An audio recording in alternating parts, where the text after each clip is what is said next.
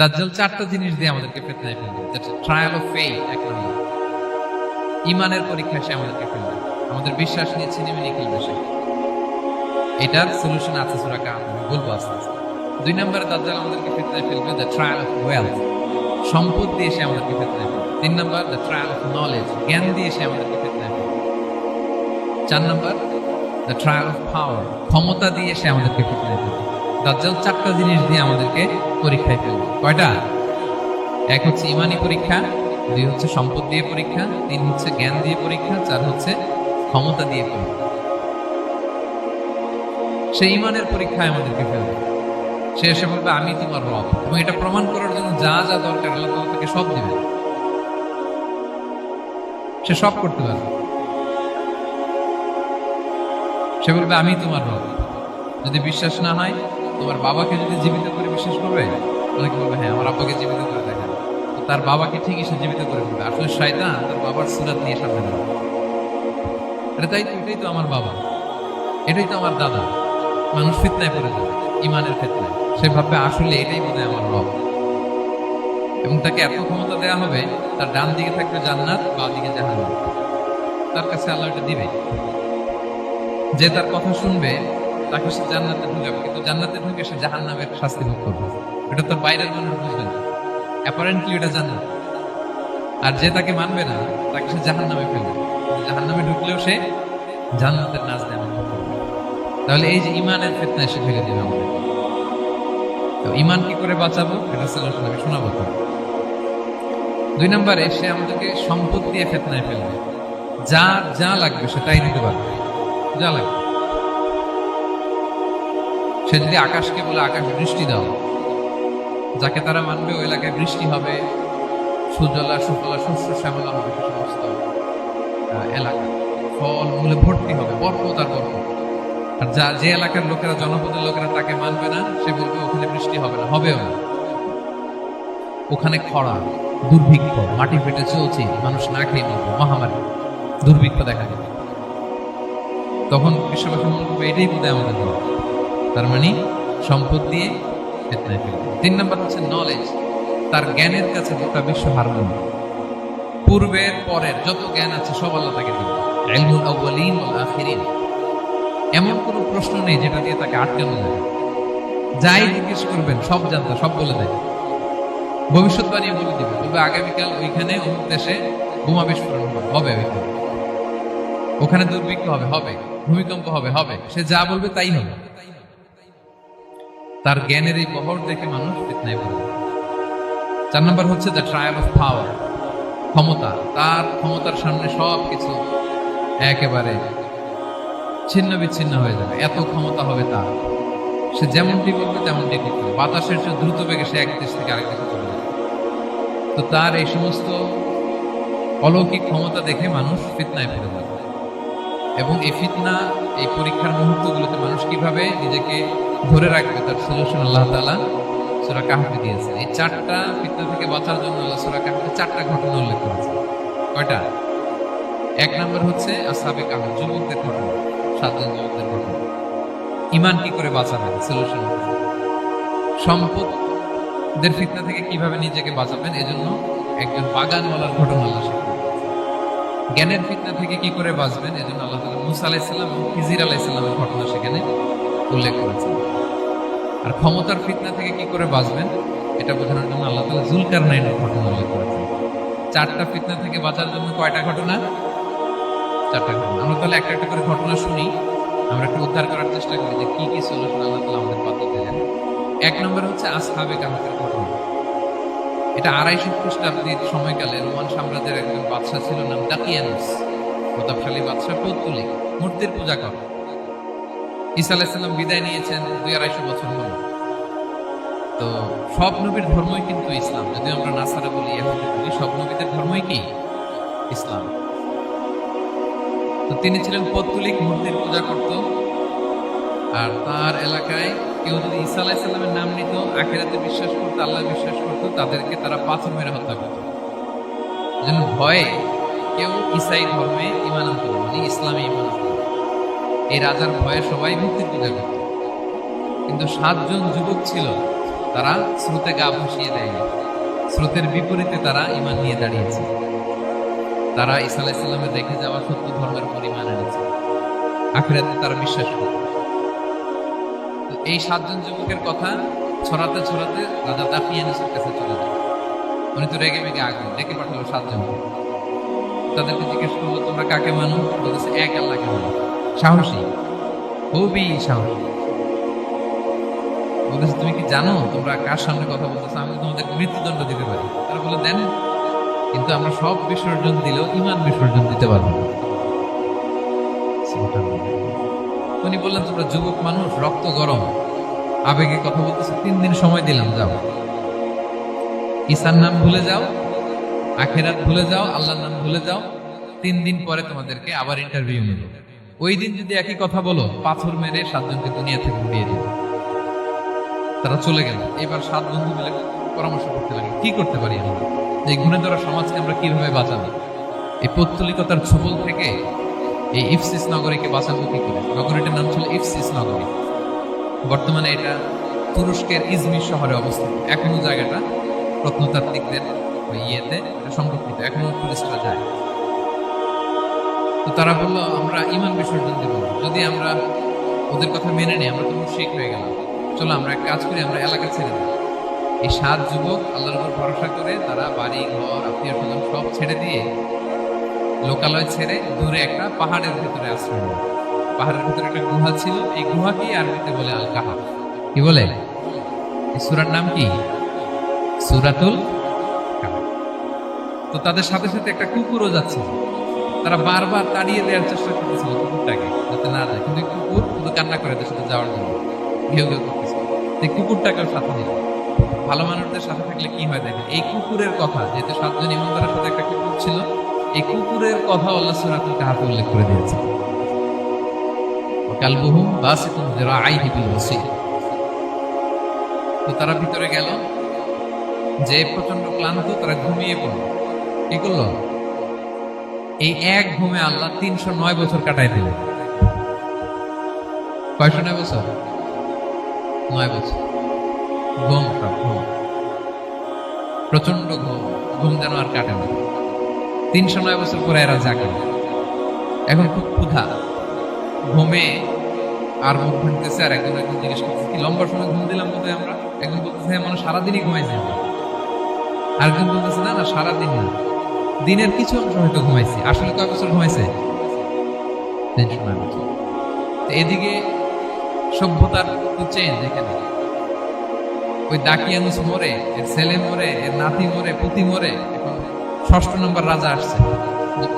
প্রজন্মের পর প্রজন্ম তো শেষ। 309 বছর কমপক্ষে 4-5টা জেনারেশন চেঞ্জ হবে। জেনারেশন চেঞ্জ হয়ে, এলাকা চেঞ্জ হয়ে, তারা যে স্বপ্ন দেখেছিল এই ইফসিস নগরীতে কালিমার পতাকা উঠবে, তাদের স্বপ্ন আল্লাহ বাস্তবায়ন করেছে। 309 বছরের ব্যবধানে এই এলাকার সবাই মুসলিম হয়ে গেছে। আল্লাহ চাইছিলেন ওদেরকে দেখাবে এটা, যে স্বপ্নটা যে বাস্তবায়ন হয়েছে এটা দেখাবে। ঘুম থেকে উঠছে, একজনকে তারা বললো যে লুকায় লুকায় চাদর মুড়ি দিয়ে কিছু রুটি নিয়ে আসো বাজার থেকে, যাতে তোমাকে না চিনে। চাদর মুড়ি দিয়ে যাও। কিছু পয়সা ছিল, মুদ্রা দিয়ে দিছে। তো সে যে যখন দোকানদারের কাছ থেকে রুটি নিয়েছে আর মুদ্রা দিছে, দোকানদার বলে, এই মুদ্রা থেকে আসলো। 309 বছর আগে মালয়েশিয়াতে রিঙ্গিট ছিল কিনা জানি না, যেভাবে ওরা ট্রানজাকশন করতে পারে, যেটা ছিল ওইটা যদি এখন কেউ দেয়, রাধুনী বিলাসে খাবার পাওয়া যাবে? হ্যাঁ। তো রুটিওয়ালা বলে, তুমি বর্তমান সময়ের মুদ্রা দাও, এটা দিচ্ছ কেন? বলতেছে, এটা তো বর্তমান সময়ের মুদ্রা। বলতেছে, এই যে মুদ্রার মধ্যে দেখো কোন সালের সিল দেওয়া, এটা তো 100 বছর আগে। বলতেছে, কি বলে 100 বছর আগে? আমি তো আজকে সকালেই বাজার করলাম। ওই বাজার করে যে টাকাগুলো ছিল ওইটাই তো পকেটে। বলে কি, নিশ্চয়ই তুমি গুপ্তধনের সন্ধান পেয়েছো, হিডেন ট্রেজার। বলো, মানে তার সাথে এদের কথাবার্তা কিছু মিলতেছে। পরে তাকে ধরে ওই সময়কার রাজার কাছে নিয়ে গেছে। ওই রাজা আবার মুসলিম, সবাই মুসলিম তো হয়। সে যা বলে এরাও কেউ বিশ্বাস করে না, এরাও যা বলে এও বিশ্বাস করে না। আর এলাকায় এর বাড়ি ঘর, এর বাড়িঘর আসবে কোথেকে? এর নাতি পুতি যা আছে 5-6 পুরুষ তো মরে সবাই কবরে। তখন তার কথা শুনে সবাই অবাক। তো এটা মিলানোর জন্য তারা 309 বছর আগের দাকিয়ানুস বাদশার সরকারি যে নথিপত্র, পুরাতন ছিঁড়া নথিপত্র তারা বের করে দেখে ঠিকই দাকিয়ানুস নামে এক বাদশা ছিল, আর অনেক শত শত বছর আগে মোস্ট ওয়ান্টেড 7 জন যুবক ছিল যাদের ব্যাপারে এক্সিকিউশনের অর্ডার ছিল। এখন দেখে তারা অবাক। লম্বা ঘটনা শর্ট করে বলতেছি। ওরা সবাই মিলে তাকে সহ ওই গুহায় গেল। গুহায় যাওয়ার পরে সে বাকিদেরকে ডাকতে গুহার ভিতরে ঢুকলো। আল্লাহ তাআলা 7 জনকে ওইখানে মৃত্যু দিয়ে দিলেন। চিরকালের জন্য এই 7 জন ঘুমায় পড়ল। আর এলাকাবাসী রাজা সহ এখানে তারা একটা মসজিদ নির্মাণ করল। This is the story of আসহাবে কাহাফ। তো এলাকাবাসী যদিও মুসলিম হয়েছিল, কিন্তু আখিরাতের ব্যাপারে তাদের একটা সন্দেহ ছিল যে আসলে মানুষ মরার পরে কি আবার জীবিত হবে, মৃত্যুবরণ করার পরে আবার মানুষ জীবিত হবে। তাদের মনের মধ্যে একটা সন্দেহ ছিল যে আসলে মারা গেলে মানুষ আবার উঠতে পারে। তাদের এই সন্দেহ দূর করার জন্য আল্লাহ তাআলা এই 7 জনকে 309 বছর ঘুম পাড়িয়ে আবার জীবিত করে। সুবহানাল্লাহ।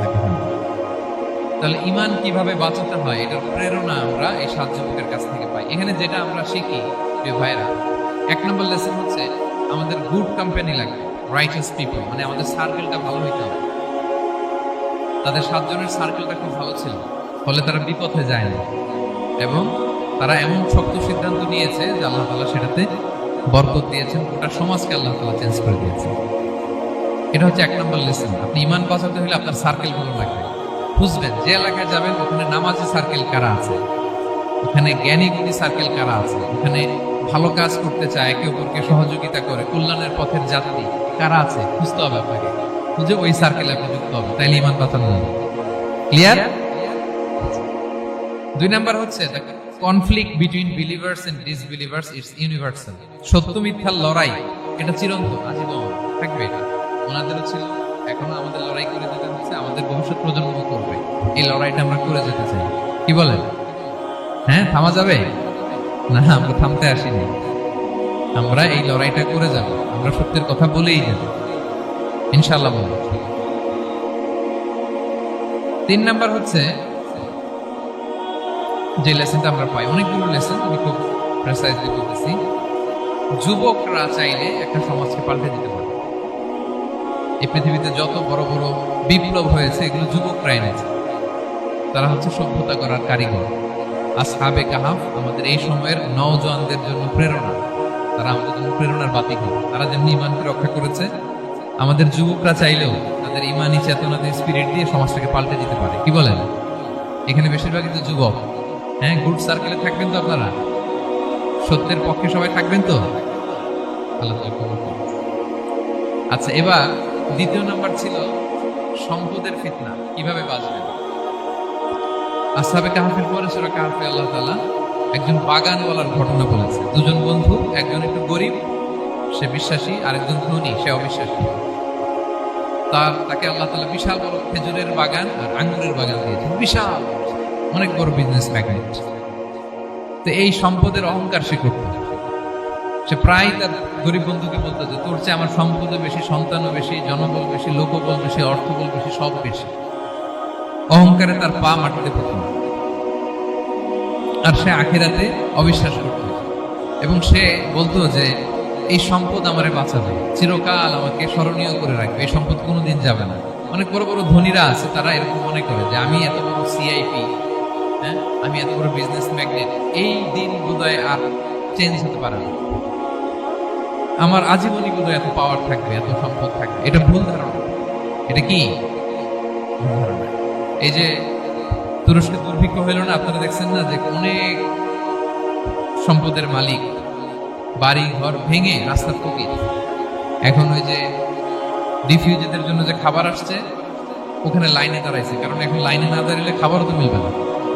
1000 কোটি টাকার মালিক ছিল, ভেঙে চুরে সব শেষ। এখন রিলিফের নেওয়ার জন্য দুস্থদের কাতারে ওখানে দাঁড়াইছে, কারণ দাঁড়াইলেই কিছু খাবার পাওয়া যাবে, খিচুড়ি পাওয়া যাবে, তা না হলে তো খাবারটাও মিলবে না। এই যে বঙ্গবাজারে আগুন লাগলো আমাদের বাংলাদেশে, 20টা-25টা দোকান ছিল অনেকের যাদের অন্যান্য বিজনেস আছে তারা হয়তো সার্ভাইভ করতে পারতেছে, কিন্তু এমন অনেক ব্যবসায়ী ছিল সব শেষ, জ্বলে পুড়ে, তার টাকা পয়সা পুঁজি স্বপ্ন সব শেষ। তো ধনীকে গরিব বানাতে আল্লাহর 1 সেকেন্ডও লাগে না। ওই বিশাল প্রাসাদ থেকে টেনে ভাঙ্গা থালা হাতে দিয়ে রাস্তায় নামাইতে আল্লাহ কয় সেকেন্ড লাগে বলেন তো? 1 সেকেন্ডও লাগে না। তো এই লেসনটা কিন্তু আমাদের নিতে হবে এবং ওই ব্যক্তির নসিবে তাই ঘটেছিল। সে যখন অহংকার করতেছিল, আল্লাহ তাআলা আকাশ থেকে উসমান একটা আগুন পাঠাবে। ওই আগুন এসে তার আঙ্গুরের বাগান, তার খেজুরের বাগান, বিশাল মাইলকে মাইল এই বাগান জ্বালিয়ে পড়ে মুহূর্তের মধ্যে সারখার করে, এবং মুহূর্তের মধ্যে সে পথের ভিখারি, ফকির। এই ঘটনাটা এনে আল্লাহ তাআলা সম্পদশালীদেরকে রিমাইন্ডার দিলেন যে এই সম্পদের ফিতনায় তোমরা পড়ে যেও না। আমরা সম্পদশালী হলে বাস্তবতা অনেক সময় ভুলে যাই। সূরাতুল হুমাযাতে আল্লাহ তাআলা বলেন, ইয়াহসাবু আন্না মালাহু আখলাদা। সম্পদশালীরা মনে করে এই সম্পদ আমাকে চিরকাল বাঁচিয়ে রাখবে, চিরকাল বোধহয় এই সম্পদ আমার হাতে থাকবে না। এটা হাতের ময়লা, আজ আছে কাল নাই, যে কোনো সময় চলে যেতে পারে। এটা হচ্ছে ম্যাটেরিয়ালিস্টিক আউটলুক, বস্তুবাদী চিন্তা থেকে এই আমাদের ধনী ভাইদের এই সমস্যাটা হয়। ভোগবাদী চিন্তার প্রভাব আর কি। সম্পদ যখন হাতে থাকে ধরাকে সরাজ্ঞান করে, মনে করে যে সবই আমার কন্ট্রোলে। না, আপনারে ওই গরিবের কাতারে আনতে, ওই রিলিফের সম্পদ নেওয়ার জন্য ওই লাইনে দাঁড় করাইতে আল্লাহর 1 সেকেন্ডও লাগে না। এটা খেয়াল রাখতে হবে। আমরা যখন প্রাইভেট কারে চড়ি, মাঝে মাঝে অনেকে এসে হাত পাতে, এদেরকে ছোট করা যাবে না। গল্পটা আল্লাহ ভিন্ন করতে আল্লাহর 1 সেকেন্ডও লাগে না। ওইদিকে আমি দাঁড়ায় হাত পাততাম আর উনি প্রাইভেট কারে বসে থাকতো। আল্লাহ চাইলে এরকম করতে পারতেন না? পারতেন। তো এখান থেকে আমাদের জন্য শিক্ষা হচ্ছে, সম্পদ এটা ক্ষণস্থায়ী, আজ আছে কাল নাই। এটা ক্ষণস্থায়ী, এটাকে এভারলাস্টিং মনে করা যাবে না। এভারলাস্টিং হচ্ছে আখিরাত। ওয়ালাল আখিরাতু খায়রুল লাকা মিনাল উলা। আখিরাত তোমার জন্য দুনিয়ার চেয়ে শ্রেষ্ঠ। এবং আল্লাহ তাআলা দৃষ্টান্ত একটা দিয়েছেন যে দুনিয়ার জীবনটা হচ্ছে কামা, ওই পানির মতো, যেটা আনজালনাহু মিনাস সামা, আকাশ থেকে নাজিল করেছি। ওই পানি ক্ষেতের মধ্যে পড়ে ফসল, ফুল ফসল হয়েছে। এরপরে যখন ফসল কাটা হয়, ওই ক্ষেত খামার এগুলো তৃণলতা হয়ে যায়, ভুসির মতো হয়ে যায়। তখন বাতাসের ঝাপটায় একবার এদিকে যায়, একবার ওদিকে যায়। অনেক লম্বা উপমা, আমি সংক্ষেপে বললাম। তো শেষ আউটপুটটা হচ্ছে এটা, সম্পদ এটা মুহূর্তেই চলে যেতে পারে। সম্পদ উপার্জন জায়েজ আছে, মুসলিমরা সম্পদ উপার্জন করতে পারবে, কোনো অসুবিধা নাই। আপনি যদি ধনী হন, এটা ভালো, ফলে আপনি যাকাত দিতে পারবেন, অসহায় দুস্থদের সহায়তা করতে পারবেন, কন্ট্রিবিউট করতে পারবেন। আপনি সম্পদ হাতের মুঠোয় নেবেন, কন্ট্রোল করবেন, কিন্তু এই দিকে স্থান দেবেন না, দ্যাটস ইট, তাহলেই হবে। আমরা সম্পদ কি করতে পারবো? উপার্জন করতে পারবো, কিন্তু হৃদয়ে স্থান দিতে পারবো না। হৃদয়ে স্থান থাকবে আখিরাতে। এই মাইন্ডসেট যদি আপনি গড়ে তোলেন, তাহলে সম্পদের ফিতনা আপনি কখনো করবেন না। এই পয়েন্টটা কি ক্লিয়ার? সবার ক্লিয়ার? 3 নাম্বার ফিতনা ছিল কিসের ফিতনা? দেখে কে বলতে পারে? প্রথমটা হচ্ছে বিশ্বাস বা ইমানের ফিতনা, 2 নাম্বার হচ্ছে সম্পদের ফিতনা, 3 নাম্বার জ্ঞানের ফিতনা। জ্ঞানেরও কিন্তু ইলমেরও একটা গরম আছে। যার ইলম আছে তার মধ্যে এই সমস্যাটা কাজ করে। সেটার জন্য আল্লাহ তাআলা মুসা আলাইহিস সালাম, খিজির আলাইহিস সালামের ঘটনা বলেন। আমি খুব সংক্ষেপে বলবো, সময় কম। মুসা আলাইহিস সালাম হচ্ছে বনী ইসরাইলের নবী, আর খিজির আলাইহিস সালাম কেউ বলেছেন নবী, কেউ বলেছেন আল্লাহর ওলি। আসলে আরবিতে ওনার নাম খদির, আমরা বাংলায় বলি খিজির। খদির মানে সবুজ। উনি যে কোনো জায়গায় বসলে ওখানে মরা গাছ, লতা পাতা এগুলো সবুজ হয়ে যেত। অনুর্বর এলাকার উপর দিয়ে হেঁটে গেলে ওটা উর্বর হয়ে যেত। তো মুসা আলাইহিস সালাম একবার ওয়াজ করতেছেন এইভাবে বনী ইসরাইলের সামনে, খুতবা দিচ্ছেন। হঠাৎ এক লোক দাঁড়ায় বলে, ইয়া নবী আল্লাহ, মান আ'লামু ফিল আরদ, বর্তমান পৃথিবীতে সবচেয়ে জ্ঞানী কে? মুসা আলাইহিস সালাম বললেন, ফাকালা আনা, আমি। কি বললেন? উনি আসলে ভুল কিছু বলেন নাই, কারণ প্রত্যেক জামানার নবীকেই আল্লাহ তাআলা সবচেয়ে বেশি জ্ঞান দিয়ে পাঠান, কারণ তার কাছে ওহীর জ্ঞান আসে, অদৃশ্যের খবর আসে, ইলমুল গায়ব আসে। কিন্তু এই উত্তরটা আল্লাহ তাআলার পছন্দ হয়নি। আল্লাহ তাআলা চাচ্ছিলেন মুসা যদি বলতো আল্লাহ তাআলাই জানে কি জ্ঞানী, বা আল্লাহই সবচেয়ে জ্ঞানী, এরকম হলে ভালো হতো। কিন্তু মুসা আলাইহিস সালাম কি বলছে? আমি। এখন প্রশ্ন করলো, সবচেয়ে বড় জ্ঞানী কে? উনি কি বললেন? আমি। এই যে আমি, এটাতে ঝামেলা আছে। আমি বড়, আমি জানি, আমি সব, দিস ইজ প্রবলেমেটিক। আল্লাহ এটা পছন্দ করলেন না। আল্লাহ তাআলা মুসা আলাইহিস সালামকে বললেন, মুসা, তুমি যে বলছো তুমি জ্ঞানী, না, তুমি জ্ঞানী না, তোমার চেয়ে বড় জ্ঞানী আছে। মুসা আলাইহিস সালাম বললেন, তাই নাকি? আমার চেয়ে বড় জ্ঞানী কে? তো আল্লাহ তাআলা বললেন, ইযহাব ইলা মাজমাইল বাহরাইন, 2 সাগর বা 2 নদীর মিলনস্থলে যাও, ওখানে আমার এক বান্দা আছে তোমার চেয়েও জ্ঞানী। মুসা আলাইহিস সালাম বললেন, তাই নাকি? তো আল্লাহ, আমি কিভাবে চিনি উনি কোথায় থাকে, কিভাবে বুঝবো? আল্লাহ বললেন, একটা বড় মাছ নাও, এটাকে ফ্রাই করো, এটাকে ফ্রাই করে একটা ঝুড়ির ভেতরে নাও, যেখানে এই মাছটা সাগরে ঢুকে যাবে ওখানে আমার বান্দাকে পাবে। তো উনি ওনার সহযোগী ইউশা ইবনে নুনকে নিয়ে হাঁটতে লাগলেন। হাঁটতে হাঁটতে এক জায়গায় ক্লান্ত হয়ে পাথরের পাশে বিশ্রাম নিলেন। ওই পাথর থেকে আবার এক ধরনের পানি বের হয়, এই পানিটারে বলে আবে হায়াতের পানি, মা উল হায়াত, জীবন নদীর পানি। এই পানি কোনো মৃত প্রাণী বা বস্তুর গায়ে লাগলে ওটা জীবিত হয়ে যায়। তো ওনারা পাথরে হেলান দিয়ে বিশ্রাম নিচ্ছিলেন, ওই পানি ফ্রাই করা মাছের গায়ে লাগার সাথে সাথে মাছ জীবিত হয়ে ঝুড়ি থেকে বের হয়ে সাগরে ঢুকে গেছে। ওনারা আর খেয়াল করবেন। এরপর আবার হাঁটতে লাগলেন, হাঁটতে হাঁটতে যখন ক্লান্ত শ্রান্ত তখন বলে, এই ইউসা, আমাদের ওই মাছ ফ্রাই মাছটা দাও, এখন খাই। ঝুড়ি খুলে দেখে মাছ নাই, মাছ গেল কোথায়? তখন ইউসা বললো, হয়তো আমরা যে পাথরের ওখানে বিশ্রাম নিয়েছিলাম ওখানে আমরা মিসিং, ওখানে হারাই ফেলছি। চলো চলো, আরে ওইদিকে তো যেতে হবে আমাদের। উনি গেলেন, যে দেখে মাছ যে জীবিত হয়ে বালুর দিকে নাড়াচাড়া করতে করতে সাগরে ঢুকে গেছে, ওখানে দাগ আছে। মুসা আলাইহিস সালাম ঢুকলেন সুরঙ্গ, ঢুকে দেখে চাদর গায়ে দিয়ে এক লোক শুয়ে আছে। সালাম দিলেন, আসসালামু আলাইকুম। ওই লোক চাদর আর সরায় না, ভিতর থেকে বলতেছে ওয়ালাইকুম আসসালাম। তো চাদরের ভিতর থেকে উনি বলে, মান আন, তুমি কে? মুসা আলাইহিস সালাম বলেন, আনা মুসা, আমি মুসা। উনি বলেন, মুসা বনি ইসরাইল, বনি ইসরাইলের মুসা? বলেন হ্যাঁ। কেন এসেছো? এবার চাদর খুললেন, বলতেছে আপনার কাছ থেকে কিছু শিখতে আসছি। আল্লাহ বলছে আপনি নাকি সবচেয়ে বড় জ্ঞানী। আমি ভুল করে বলে ফেলছিলাম আমি, আল্লাহ বলছেন যে আপনি নাকি জ্ঞানী। বলতেছে না, তুমি আমার জ্ঞান নিতে পারবে না, ওই ধৈর্য শক্তি তোমার নাই।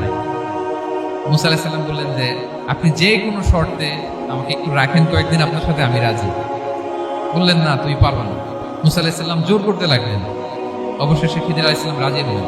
বললেন শর্ত হচ্ছে আমি যাই করি আর না করি আমাকে কোনো প্রশ্ন করা যাবে না। মুসা আলাইহিস সালাম বললেন ওকে। সফর শুরু হলো। সামনে নদী, এক লোক তাদের নৌকা দিয়ে নদী পার করাই দিল। নদী পারাপারের পর খিজির আলাইহিস সালাম লাঠি দিয়ে নৌকার তলাটা ছিদ্র করে দিলেন। মুসা আলাইহিস সালাম বললেন, ইন্নালিল্লাহ, এটা আপনি কি করলেন? ওরা আমাদেরকে নদী পার করে দিল, আর যে ভাড়াটা আসছিল এটাও নিল না, আমাদেরকে সম্মান দেখলো, আপনি নৌকা ছিদ্র করে দিলেন। খিজির আলাইহিস সালাম বলছে, এই যে আমি বলছিলাম না তুমি ধৈর্য ধারণ করতে পারবে না, যাও তোমার রাস্তায়, তুমি আমার রাস্তায়। মুসা আলাইহিস সালাম আবার ক্ষমা চাচ্ছেন যে আপনি আমার ক্ষমা করেন, আমি তো ভুলে গেছি। আর প্রশ্ন করতে হবে। চলতে লাগলেন, হঠাৎ বাচ্চারা খেলতেছে, এক বাচ্চাকে ধরে হত্যা করলেন খিজির আলাইহিস সালাম। এবার তো মুসা আলাইহিস সালাম রেগে গেছে, আপনি করলেনটা কি? নিষ্পাপ ফুলের মতো শিশুকে হত্যা করলেন। খিজির আলাইহিস সালাম বলে, এই যে আমি জানতাম যে তুমি ধৈর্য ধারণ করতে পারবে, তোমার রাস্তা এক, আমার রাস্তা এক, যাও। এবার মুসা আলাইহিস সালাম করজোর করতেছে যে this is the last chance, একটা ফাইনাল চান্স দেন, সুযোগ দেন, আর আমি প্রশ্ন করবো না, এটাই লাস্ট। বললেন ওকে ঠিক আছে। হাঁটতে হাঁটতে এক ইহুদি বসতির সামনে যে হাজির, দুজনে খুব ক্ষুধার্ত, খাবার চাইলো, এরা আবার কৃপণ, খাবার দিল না। তো খিজির আলাইহিস সালাম বললেন ঠিক আছে, খাবার যদি দিচ্ছেন আমরা চলে যাই। যাওয়ার পথে দেখতেছে এই এলাকার একটা দেয়াল ভেঙে পড়ে যাবে। উনি বললেন মুসা চলো এটা ঠিক করে দিই। দুইজন মিলে প্রচন্ড ক্ষুধায় এটা সেটা এনে দেয়ালটা তৈরি করতেছে। মুসা আলাইহিস সালাম তো এমনিই রাগী, পেটে আবার ক্ষুধা, আবার বলছে কিছু বলাও যাবে না। তিনি এবার প্রশ্ন করেন, বলতেছে ওরা এত কিপটামি করলো আর আপনি এটা করে দিলেন, আপনি তো চাইলে এটা টাকা নিতে পারতেন, পারিশ্রমিক নিতে পারতেন চাইলে। এই কথা বলার পর খিজির আলাইহিস সালাম বললেন, হ্যাঁ দা ফিরাকু বাইনি ওয়া বাইনি, এখানেই তোমার আর আমার সেপারেশন, আর সামনে আগানো যাবে না, তোমার কোনো ধৈর্যই নেই। তো এতটুকু তোমাকে আমি বলি যে আমি একটাও আল্লাহর আদেশ ছাড়া করি নাই, আল্লাহর আদেশে আমি করেছি। কি? এক নম্বর হচ্ছে ওই যে আমাদের ভাড়া নিতে চাইলো না, আমাদেরকে পার করে দিল, নৌকাটা ছিদ্র করেছে কারণ এই এলাকায় একজন জালিম বাদশাহ আছে, সে নৌকা পেলেই গরিব মাঝিদের নৌকা সিজ করে নিয়ে যায়। তো এটাকে যখন তলায় ছিদ্র করে দিছি, এ রাজার লোকেরা এসে দেখবে যে এটা তলা ছিদ্র, পানি ঢুকতেছে, এটা আর নিবে না, ওরা পরে সামনে এটা রিপেয়ার করে চালাইতে পারবে। মুসা আলাইহিস সালাম বললেন সুবহানাল্লাহ, তাই তো, এটা তো আমি বুঝতে পারি নাই। আর ওই ছোট শিশুটাকে হত্যা করছি, ও অনেক বড় জালিম হবে এলাকা, তার ফিতনায় এলাকাবাসী তটস্থ থাকবে, সে তার মা বাবাকেও জাহান্নামে নেবে। এজন্য আল্লাহ তাআলা আদেশ দিয়েছেন আমাকে, আল্লাহর আদেশে আমি তাকে হত্যা করেছি। মুসা আলাইহিস সালাম বললেন তাই তো, এটা তো অনেক ভালো কাজ করছেন। তাইলে বলতেছে তাহলে ওইটা বলে, খাবারও দিল না, এত কৃপণ, এদের দেয়াল কেন ঠিক করতে গেলেন আপনি? তখন তিনি বললেন যে আসলে এটা একটা ইয়াতিমদের ঘর ছিল, দুইটা ইয়াতিম শিশু, তাদের বাবা মা খুব ভালো ছিল, আর এই দেয়ালের নিচে আছে গুপ্তধন, এই দেয়ালটা পড়ে যাবে, এই গুপ্তধন তারা ছোট মানুষ নিতে পারবে না, এলাকাবাসী তাদেরকে বঞ্চিত করে নিয়ে যাবে। আমি দেয়াল গড়ে দিলাম যাতে করে তারা যখন প্রাপ্তবয়স্ক হয় নিজেদের সম্পদ নিজেরা বুঝে নিতে পারে। সুবহানাল্লাহ ওয়া বিহামদিহি।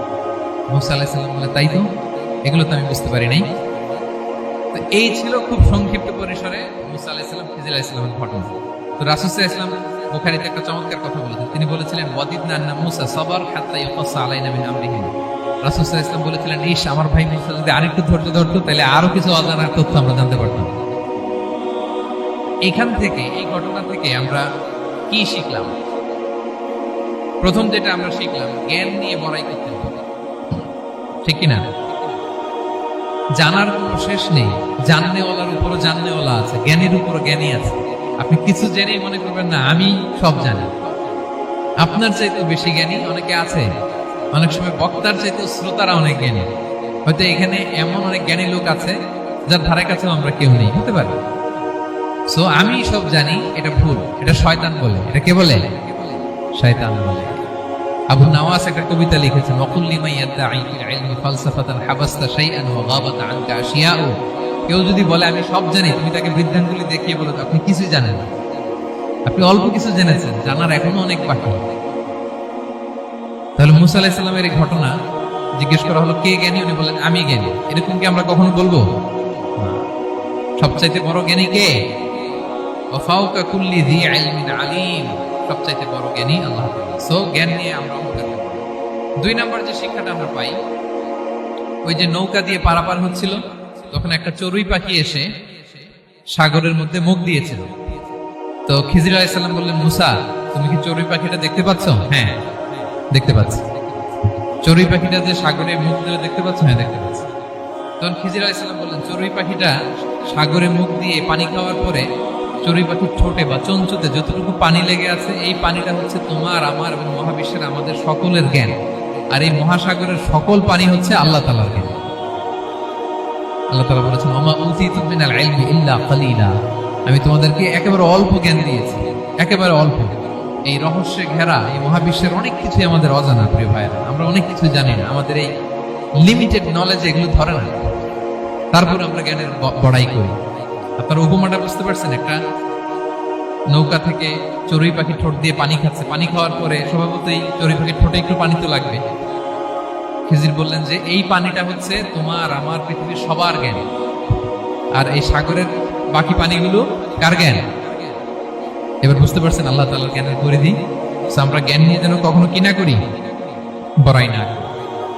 জ্ঞান 2 ধরনের, একটা বাহ্যিক জ্ঞান, একটা অন্তর্নিহিত জ্ঞান। External knowledge, internal knowledge. আমরা যখন কোরআন হাদিস পড়ি আমাদের বাহ্যিক জ্ঞান অর্জন হয়। কোরআন হাদিস পড়লে আপনি জ্ঞানী হয়ে যান। এটা কোরআন হাদিস পড়তে হয়, এটা ডাইজেস্ট করতে হয়, এটার উপর আমল করতে হয়। এই জ্ঞান অর্জন শেষে এরপরে আল্লাহর প্রিয় বান্দাদেরকে আল্লাহ অন্তরে ইলমের নূর দেন, ইলহাম দেন। That is the knowledge, that is the pure knowledge. আপনি হাফেজে কোরআন হয়ে ভাবেন না আপনি সব জানেন, আপনি বুখারী মুখস্থ করে ভাবেন না সব জানেন। এই সব জ্ঞান অর্জন করার পরে ইলমের নূর হাসিল হয়, সেটা আল্লাহ সবারে দেয়। সো এই অন্তর্নিহিত জ্ঞান, দূরদৃষ্টি, farsightedness, that is the pure knowledge. এটার জন্য বছরের পর বছর, যুগের পর যুগ সাধনা করতে হয়। সেটার জন্য এই জ্ঞান অর্জনের জন্য 3টা জিনিস করতে হয় ইলমের নূর অর্জনের জন্য। কয়টা? 1 হচ্ছে বিনয়, 2 হচ্ছে সফর, 3 হচ্ছে সবর। আবার বলি, 1 হচ্ছে বিনয়, 2 হচ্ছে সফর, 3 হচ্ছে সবর।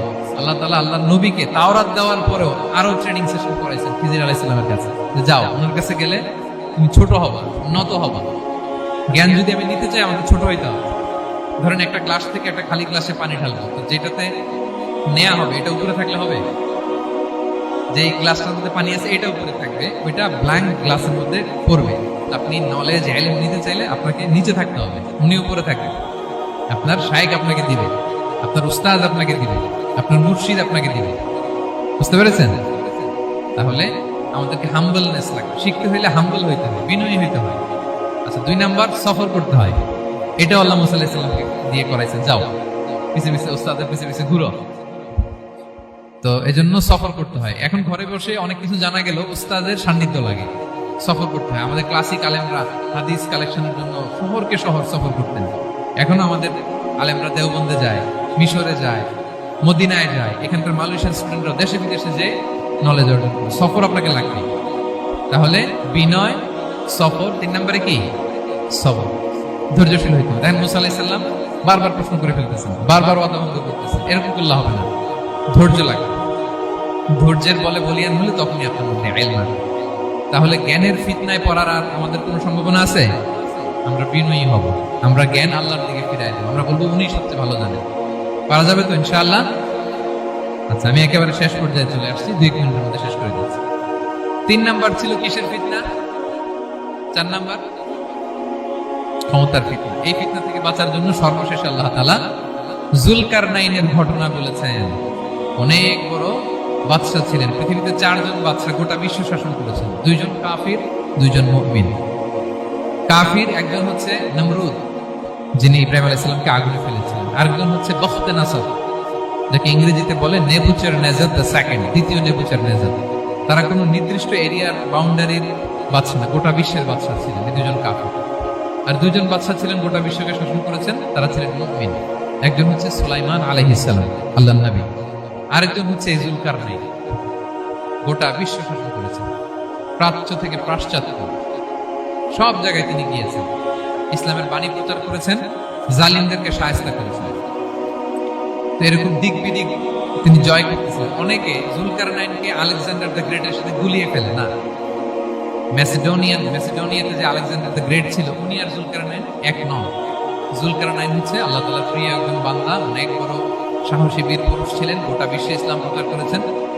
করতে করতে করতে করতে অনেক বড় ঘটনা, আমি সব শেষের ঘটনাটা বলি। উনি জর্জিয়া, বর্তমান যে জর্জিয়ার তিবলিসি এরিয়া, এখানে এসে একটা এলাকার সন্ধান পেলেন, যারা ওনাকে এসে বললো যে এখানে একটা জঙ্গলি গ্রুপ আছে যাদের নাম ইয়াজুজ মাজুজ, তারা এসে আমাদের উপর হামলা করে। হে যুলকারনাইন, আমরা আপনাকে ট্যাক্স কালেক্ট করে দিচ্ছি, আপনি তাদের মাঝে আর আমাদের মাঝে একটা প্রাচীর তৈরি করে দেন।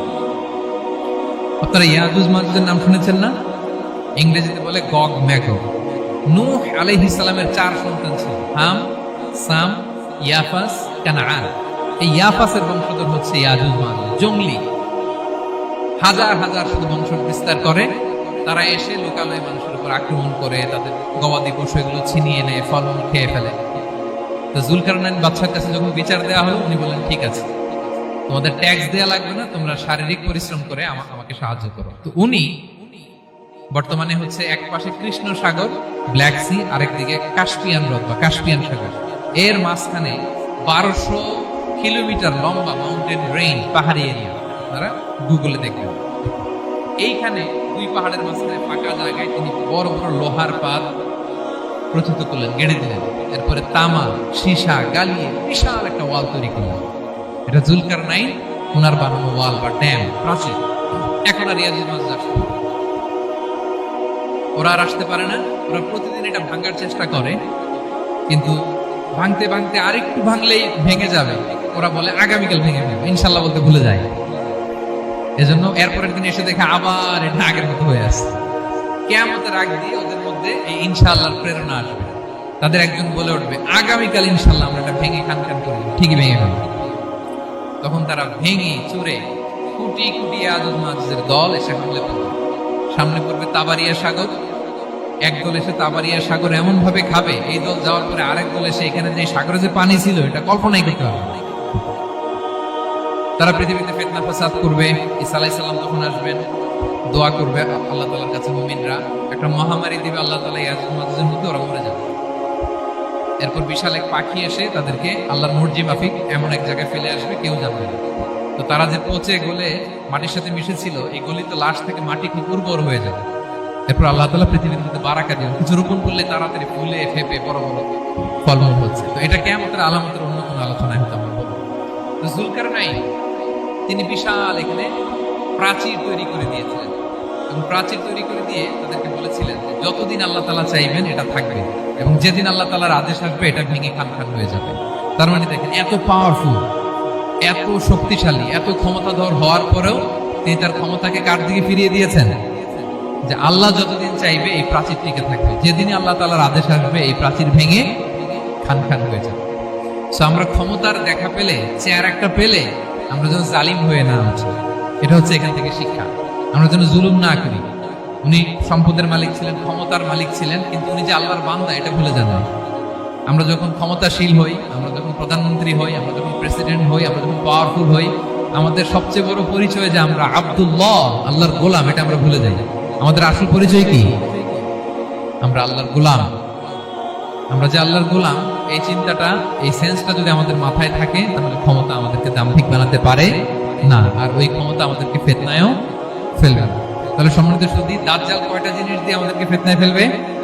চারটা। দ্য ট্রায়াল অফ ফেইথ, ইমানের পরীক্ষা; দ্য ট্রায়াল অফ ওয়েলথ, সম্পদ দিয়ে পরীক্ষা; দ্য ট্রায়াল অফ নলেজ, জ্ঞানের পরীক্ষা; দ্য ট্রায়াল অফ পাওয়ার, ক্ষমতার পরীক্ষা। আর ইমানের পরীক্ষায় উত্তরণের জন্য আল্লাহ তাআলা আমাদেরকে এই সূরায় আসহাবে কাহফের ঘটনা শুনিয়েছেন, যে 7 জন যুবক তারা তাদের ইমানকে হেফাজত করেছিল। সম্পদের ফিতনা থেকে বাঁচানোর জন্য আল্লাহ তাআলা আমাদেরকে এক বাগানওয়ালার কাহিনী জানিয়েছেন, যে সম্পদ পেয়ে তোমরা দাম্ভিক হয়ে যাও না, এটা আজ আছে কাল থাকবে না। জ্ঞানের পরীক্ষা থেকে আমাদের মুক্তির জন্য আল্লাহ তাআলা অনেক বড় করে আল্লাহ নবী মুসা আলাইহিস সালাম এবং খিজির আলাইহিস সালামের ঘটনা শুনিয়েছেন, আমাদের বুঝিয়েছেন যে আমাদেরকে বিনয়ী হতে হবে, জ্ঞানের জন্য সফর করতে হবে এবং সবর করতে হবে। সবশেষে আল্লাহ তাআলা ক্ষমতার ফিতনা থেকে বাঁচানোর জন্য ক্ষমতাধর, আমরা তো একটা দেশের মালিক হই এখন, অমুক দেশের প্রেসিডেন্ট, অমুক দেশের প্রধানমন্ত্রী, উনি গোটা বিশ্বের প্রতাপশালী রাজা ছিলেন জুলকারনাইন, তারপরেও উনি যে আব্দুল্লাহ, উনি যে আল্লাহর গোলাম, এটা তিনি ভুলে যাননি। তাহলে এইভাবে যদি আমরা এই ফিতনাগুলো থেকে বাঁচার চেষ্টা করি, তাহলে এই ফিতনা থেকে আমরা বেঁচে থাকতে পারবো। এবং দাজ্জাল যদি এই মুহূর্তেও আসে, সে আমাদেরকে বিভ্রান্ত করতে পারবে না। পারবে? পারবে না ইনশাআল্লাহ। ইনশাআল্লাহ বলেন। আর ভবিষ্যতের সব কাজের আগে আমরা সবসময় কি বলবো? মনে থাকবে সবার? আল্লাহ তাআলা আমাদের সবাইকে কথাগুলো বোঝার ও আমল করার তৌফিক দান।